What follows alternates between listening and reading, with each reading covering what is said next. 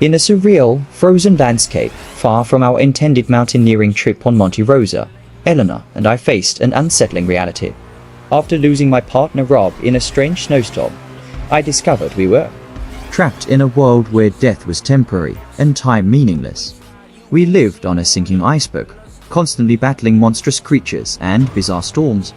The most terrifying was the storm, capable of erasing our very existence. Yargo, a fellow survivor, vanished in such a storm, never to return.